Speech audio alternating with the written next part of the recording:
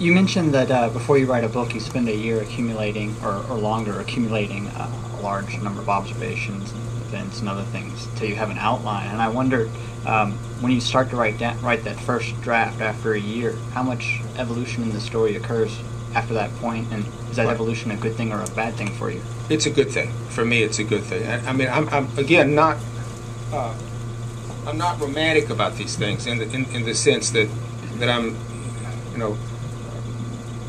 Wallace Stevens says that a poet is a person who, in a lifetime standing out in the rain, occasionally 3 or 4 times gets hit by lightning. Me, I have to make the rain and the lightning and everything. So it's just, for me, it's just artisanal, really. And so I'm not waiting for the great inspiration. I think I had one inspiration in 1968, and I've been working off of it ever since. So for me to write a novel, it always gets better if I can work on it longer.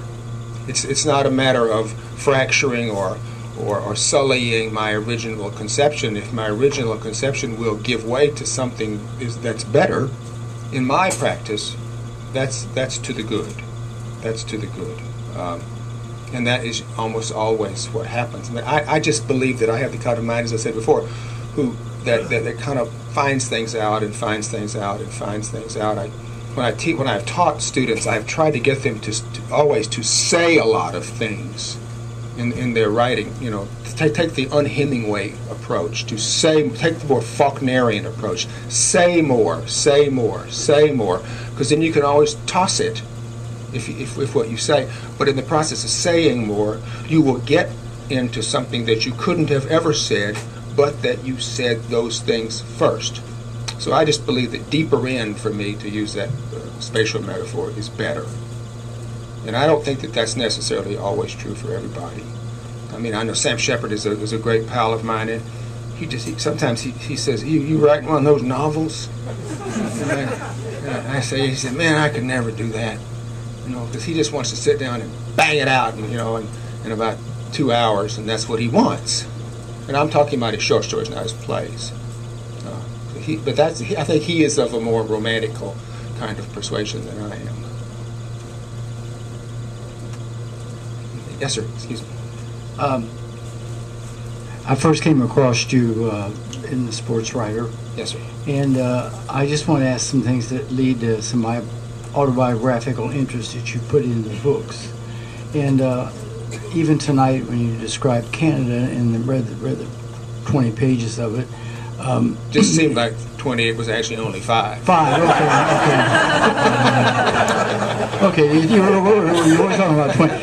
But anyway, I was interested in Frank Bascom and the fact that he had been a Sigma Chi, and I was too, and I was interested in that.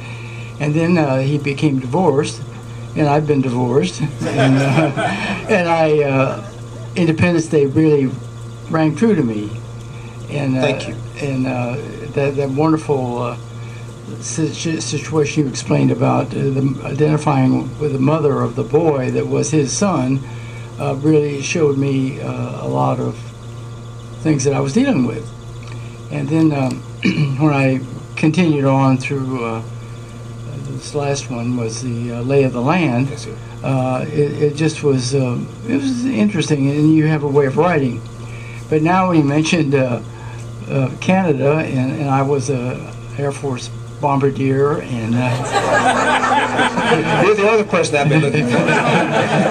too many coincidences. So I can't wait for your next book. Thank you very much, Ralph. You don't know how corroborating that is for me. Honest to God, you always think as a novelist that there's nothing you can make up that hasn't already happened a lot. And it's kind of an act of arrogance, in a sense, though it's an act of arrogance that has a useful point.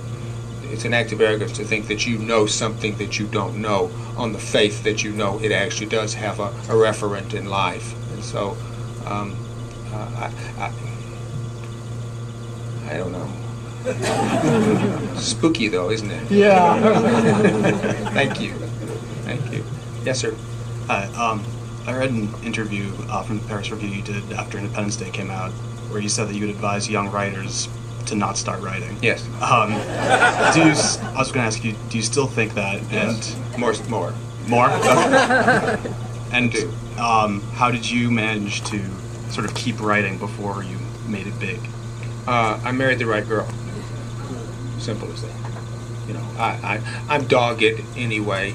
I'm slow, and I just married somebody who, when we got married in 1968, I had a bunch of failures. I'd been in the Marine Corps. It hadn't worked out. I'd been to law school. It hadn't worked out. And several things hadn't worked out. And I said, I think I'm going to try to be a writer. And Christina said, oh, good, do that.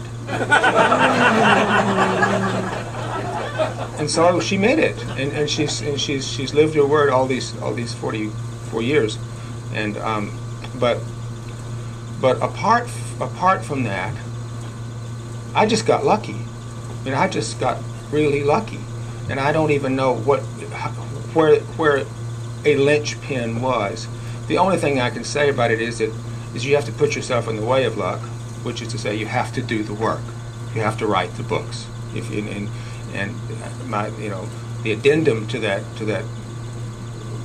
bitter warning is that if you cannot talk yourself out of it within your stuff, then you have beginnings of a vocation, because you can't talk yourself out of it. I mean, I'm not the least bit skeptical, and certainly not cynical about people commencing life to be writers. It's just such a long shot. And there's so many other ways, if you think of your life as wanting to be useful, so many other ways that you could be useful as a human being than to try to be a writer, which doesn't give you much opportunity to be useful. You have to just be really lucky. You know, you can think that talent is a species of vigor, but most writers I know, whether they're good at it, not good at it, successful, not successful, mediocre, successful, work like dogs. Work like dogs, and because they want to. They're those people who have tried to put it down but failed to put it down. So, I mean, if you can take heart from that, I hope. Well, you know, at least I didn't lie to you. It's true.